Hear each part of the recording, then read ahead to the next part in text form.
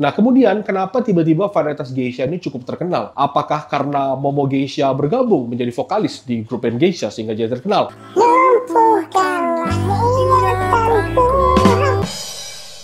LeBron James, itu LeBron James yang kayak gini-gini tuh gaya, tau nggak?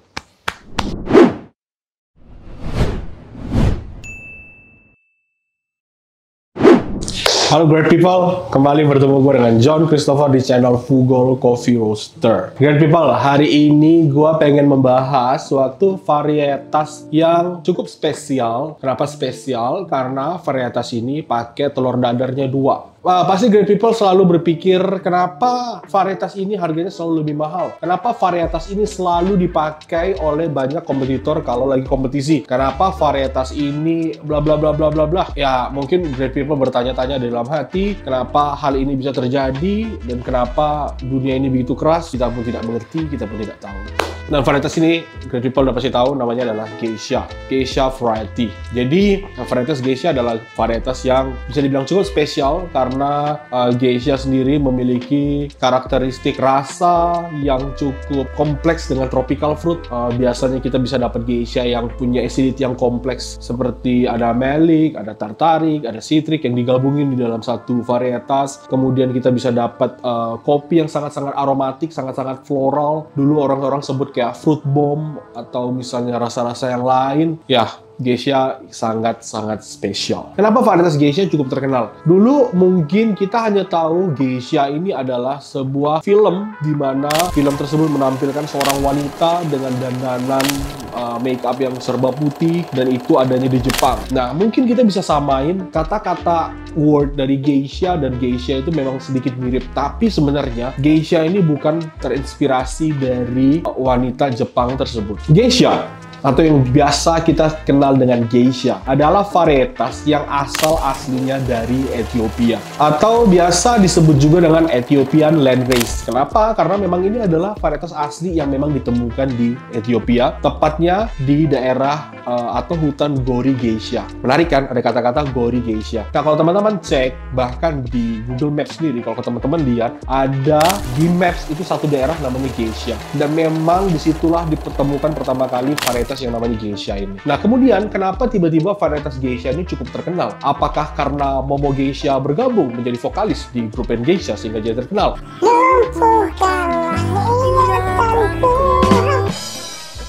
Jadi, tahun 90-an ada sekelompok orang, seingat gue orang-orang ini dari Jerman, atau ilmuwan, atau apapun itu, yang membawa varietas ini ke Panama. Mereka coba tanam di Panama. Kenapa? Karena mereka merasa iklim, terroir, altitude, apapun itu benar-benar sangat perfect di Panama. Ada gabungan antara angin dari Pasifik dan dari Samudra Atlantik menjadi satu di bentang Panama itu. Oleh karena itu, kenapa sekarang kopi-kopi yang kita lihat asalnya dari Panama itu rasanya oke-oke, karena memang itu iklimnya, anginnya sangat-sangat menjanjikan. Di bagian atasnya Panama, curah hujannya lebih tinggi, di bagian bawah curah hujannya lebih rendah. Kopi yang tumbuh di curah hujan yang lebih rendah dan curah hujan lebih tinggi juga punya karakteristik yang berbeda. Kemudian ada mulai kebun-kebun pertama kali atau farm-farm atau finca-finca yang pertama kali ada di Panama, dan salah satunya adalah kebun yang namanya Hacienda La Esmeralda. Nah, mungkin buat kita-kita yang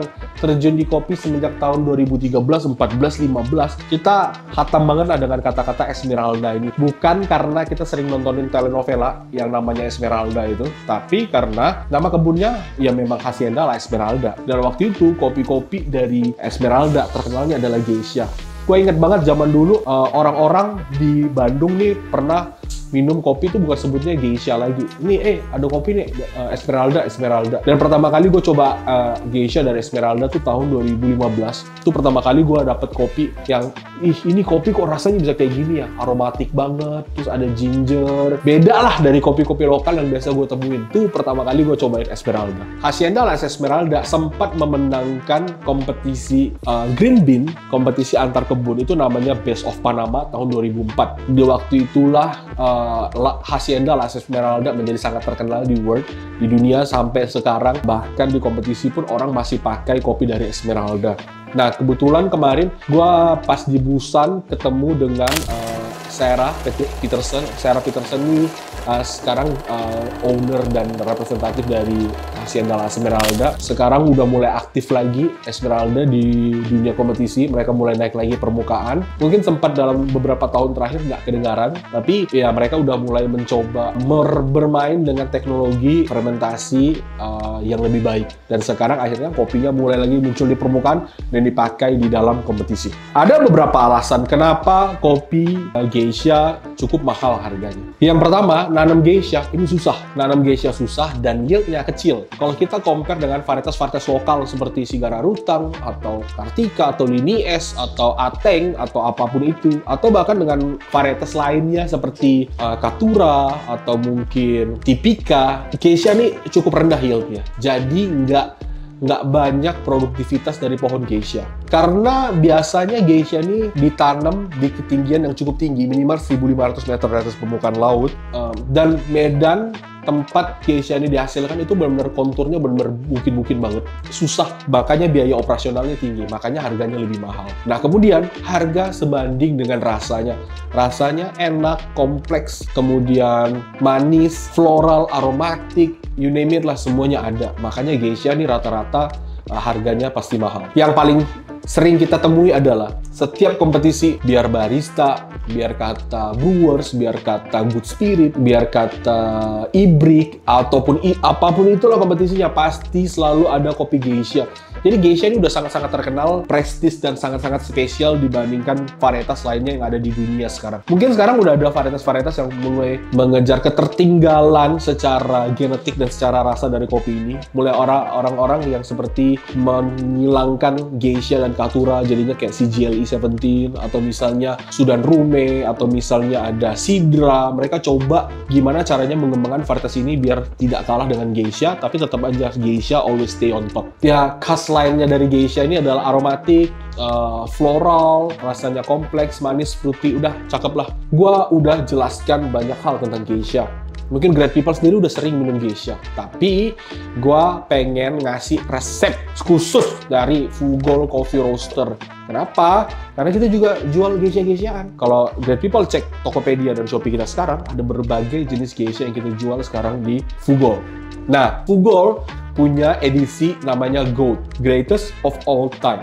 Jadi semua kopi yang ada di dalam seri Gold ini adalah kopi-kopi yang memang kita pilih dan kita mau pakai jadikan opsi untuk kompetisi. Dan salah satunya ada geisha. Dan hari ini kita akan nyeduh kopi geisha yang Fugol punya. Dan geisha ini cukup spesial karena kebunnya pernah memenangkan kejuaraan. Dan kopi kita hari ini adalah kopi kita adalah Colombia Immaculada Geisha Natural. Oke, nah Immaculada sendiri sempat terkenal banget tahun 2021 ketika Matt Winton menang pakai kopi dari mereka. Dan waktu itu Matt Winton menang pakai Eugenioides yang dari Immaculada. Immaculada sendiri kebunnya menghasilkan geisha dan kita ada beli kopi dari mereka dan kita senang dengan rasanya dan akhirnya kita pun rilis. Dan kalau Great People lihat di depannya ada gambar LeBron James. Kenapa LeBron James? Karena menurut kita LeBron James adalah GOAT di dunia basket, greatest of all time. Dan kita pengen kopi kita juga enak, rasanya mantep, kualitasnya kayak LeBron James. LeBron James! Itu LeBron James yang kayak gini-gini tuh gaya, tau gak? Gue pengen pakai resep yang ada dari Fugol. Jadi kalau Great People beli kopi dari kita, terutama GOAT, Great People akan dapat resep khusus GOAT. Dan Great People tinggal ikutin resep ini, dan tentunya resep ini hanya bekerja untuk kopi geisha yang kita roasting karena profile roastnya kita sesuaikan dengan resep ini. Dan di sini kita akan coba kopinya dan kita akan seduh.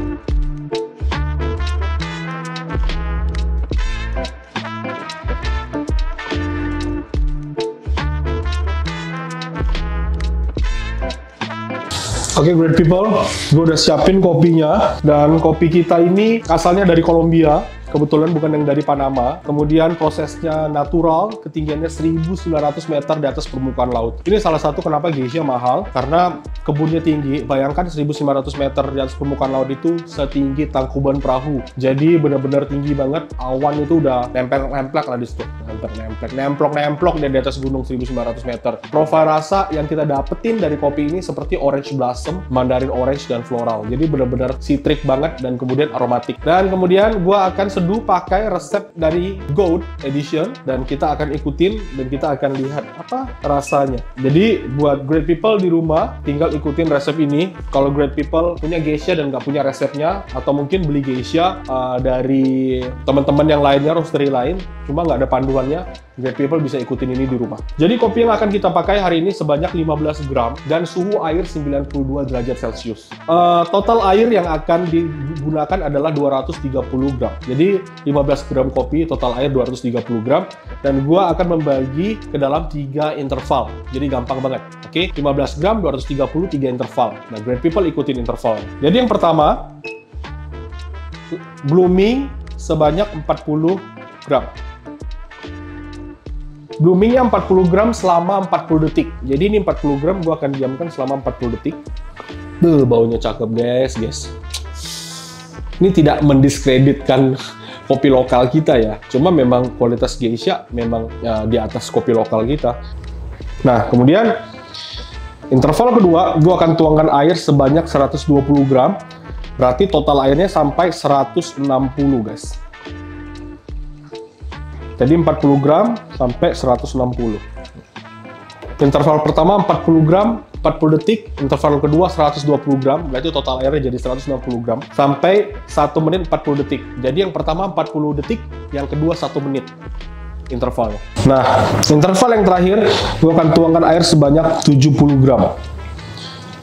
Sampai total air menjadi 230 gram. Dan yang terakhir gue akan lakukan sender pour, supaya kopinya tetap clean. Oke, done.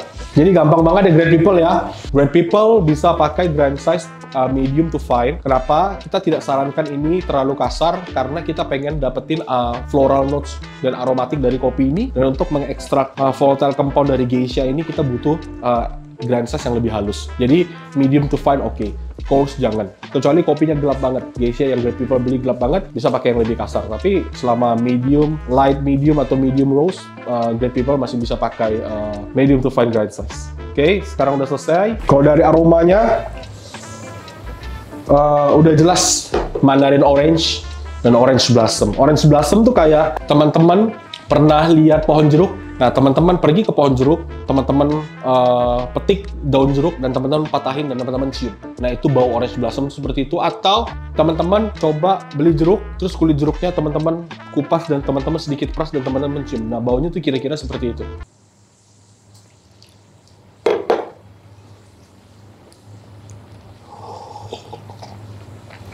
Lumpuhkanlah ingatanku, hapuskan.